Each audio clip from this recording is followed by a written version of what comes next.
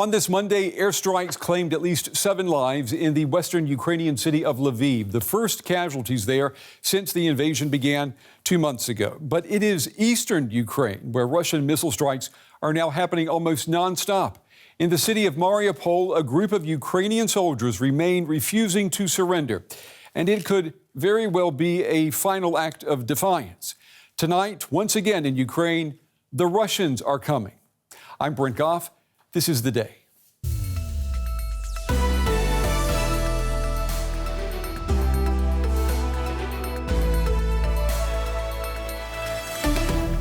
It seems from the way Russian army behaves in Mariupol, they decided to raise the city to the ground at any cost. I think it's only a matter of time before Mariupol completely falls under Russian control. The remainings of the Ukrainian army and large group of civilians are basically encircled by the Russian forces. We will not leave our country, our families, our land, so we will fight absolutely till the end, till the win in this war. I'm afraid this is going to be a very gruesome and sad end to an heroic fight. Also coming up, it is the biggest stress test for China's zero COVID policy. Shanghai, a city of 26 million people, has been under lockdown since last month. Public health is at risk, along with the public's patience. You prohibited us from meeting others or even going outside anywhere, and we complied. But now you want to put highly infectious people less than 20 meters away from where we live? What more do we have to put up with? To our viewers watching on PBS in the United States and to all of you around the world, welcome. We begin the day at the start of what could be the deadliest chapter in Russia's invasion of Ukraine. Today, Russian missiles hit targets across the widest expanse of Ukraine since the war began almost 2 months ago. For the first time, missile strikes claimed lives in the western Ukrainian city of Lviv. But it is in the east of Ukraine where people are reporting nonstop airstrikes like never before. Russia today claiming it hit hundreds of targets as it prepares for an attack, this time from the east. And in the port city of Mariupol, after weeks of Russian shelling, these may be the final hours of resistance. Mariupol has not fallen yet. The port city has suffered the brunt of Russian attacks in Ukraine. It has been under siege for several weeks now.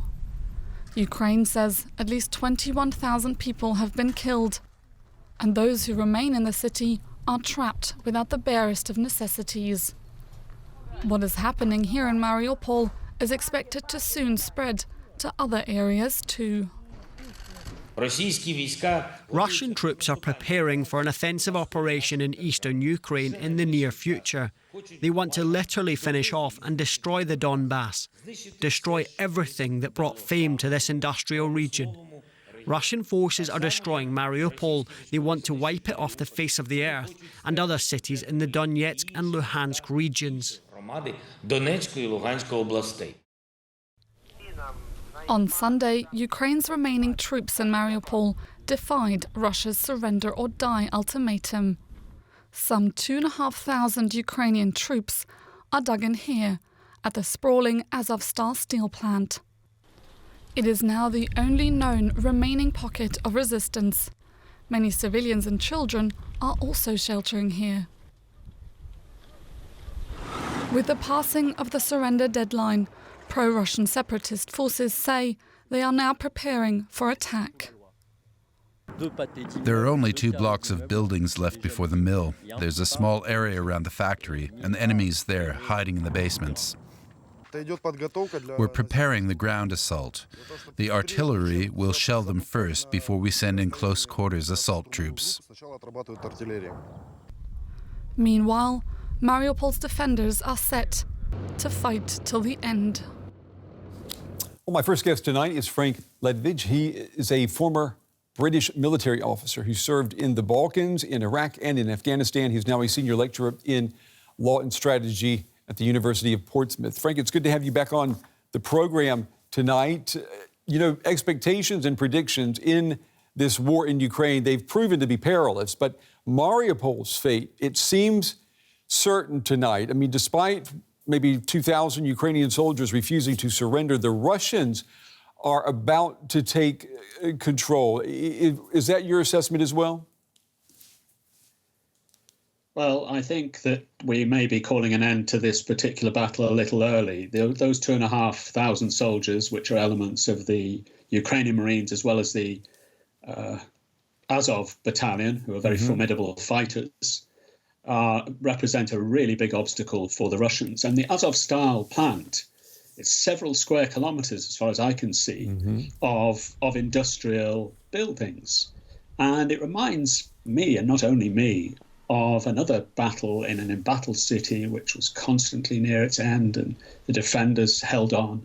And that's the Battle of Stalingrad, and particularly the Red October steel plant there. And that held out for 3 months. Now, these guys won't hold out that long, but I don't think they're going to be surrendering tonight. And do you think that they could put up enough resistance that it could perhaps deal a significant blow to the Russian military, or at least force the Russian military's tactics at the moment to change them? Well, Brent, I think no, I don't think it's going to change the Russians' tactics. The Russians, it will, as they said there, they will shell them some more, and then send in assault troops, and then it's a fight to the finish. And who knows how long it will last. What my point is, I don't think that they're finished yet. I think they've got a couple of days in them yet. And how strategically important is Mariupol? I mean, what will a Russian Mariupol, what will that mean for the military calculus of the Ukrainians? Well, first for the Russians, of course, it represents the last link in that chain between Donbas and Crimea on land. There is another way into Crimea from Russia, and that's the Kerch Bridge, which is quite strategically vulnerable for them. So for them to have a land bridge there to their other main occupied territory is significant. And I think for Putin will be something of success, and may be able to claim it, if not as a victory, then at least as a fulfillment of one of the objectives. It also, if this battle ends in the near future, it could release about 10 battalion tactical groups, Russian soldiers, to direct themselves north to try and envelop Ukrainian forces further east. Now, my view on that is, whilst several people talk about releasing those forces, I think probably they're going to be pretty ravaged and will need some time to reform. So that's the significance from the Russian perspective. From the Ukrainian perspective, of course, what we have is a hero city. We've got a very heroic last stand and a symbol for perhaps future similar events in Ukrainian cities to come. Let's hope not, but it's a hero city for them. We know that heavy weapons are now arriving every day in Ukraine, coming from the West, mainly from the UK and the US. With this help, this military aid, can the Ukrainians, can they hold the Russians back? Can they at least keep the lines, the front lines, stable and where they are today?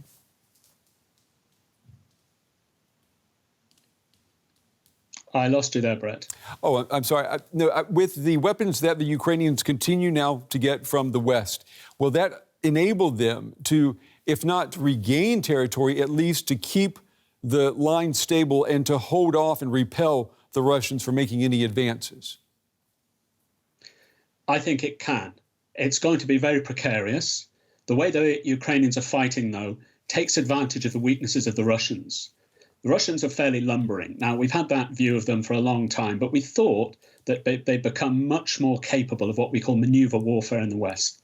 The Battle of Kiev, which they lost, and the other battles in the northeast demonstrated they haven't really changed that much. And one of the reasons for that is essentially the endemic problems they have of corruption, poor logistics, and poor leadership, and that's very clear now. So the point here is that the Ukrainians are facing not only an army internally cawed out by corruption. I mean, we saw incidences in the battles in the north where the Russians were deploying tanks with crews of 2. Now, that shouldn't happen. You simply can't operate a tank like that. And if that's multiplied across the field, what we're talking about is a seriously depleted army anyway. So what the Ukrainians are standing to do is fragment the battlefield, which is what they have been doing. And the weapons that they got in the most recent tranche from the US and the UK and other European countries allows them to do precisely that. So you're going to have highly mobile teams getting in behind Russian lines, weakening them, even further fragmenting Russian morale, attacking their will to fight, and most importantly of all, attacking their logistics. The problem they face, which is less of a problem than it would have been in the past, is Russian artillery. And that's the leverage the Russians have. And air power. And you mentioned that on the lead-in, that the Russians are increasing their tempo there. But artillery is extremely logistics-centric. And one of the things we've seen in the last day or two are the Ukrainians not just defending well, but they're going on the attack. They're attacking southeast of Kiev to cut one of the major lines of Russian logistics. So they're doing exactly what we'd expect them to do, exactly what we've seen them do in the past. Be flexible, be aggressive, and be highly, use their initiative at those lower levels of command to cause serious trouble to a weakened Russian force. And you know, if I'm reading you correctly here, we have the potential to have almost a stalemate here, two sides that just aren't going anywhere, standing in one place, running in place. Do you think this could become a war of attrition? I think, Brett, it's already a war of attrition. What the Russians were looking for, planning for, and their planning assumptions all allowed for and aimed at, was a war of annihilation. Even the way they structure your army, these battalion tactical groups that people like me talk about a lot, are geared for fast or quick operation. They're not geared for enduring warfare. They're essentially the basis of much bigger forces, and the Russians don't have those much bigger forces. So in other words, the Russians were planning for a war of annihilation. A quick job, in and out, occupy the country, declare victory. What the Ukrainians are giving them is a war of annihilation, a war of attrition, which is something that the Ukrainians are probably better geared towards and fitted for than the Russians, especially in their weakened state now. I got one more question. So we're looking for a long war, in other words. A long war. You know, and that brings me to my final question. What do you make of Vladimir Putin's spokesman, who over the weekend said that admitted there have been major losses for the Russian military, and that Russia hopes to find an end to this conflict, and he said within days. I mean, I was shocked to hear that. How do you read that? Yeah, it's very surprising. It may be one of those confess and deny moments where the level of Russian casualties are so apparent now in general society that they have to allow for that and admit to some extent that they've had those losses. Or another possibility is this, who knows the mind of Vladimir Putin, I only raise this as a hypothesis, but if Mariupol falls in the next few days, then there may be a possibility that Putin may say, well, this is what we aim to do. We've united the motherland with its lost provinces, in this case, the Crimea and the Donbas. They're planning, interestingly, a referendum in Kherson, just slightly to the east, to the west of there, around the time of Victory Day. Yeah. Who knows what's in his mind? Only time will tell. Yeah, that's true. Frank Ledwidge, we appreciate your time and your excellent analysis tonight. Very valuable as this new offensive gets underway in eastern Ukraine. Thank you. Pleasure, Brett. Thank you.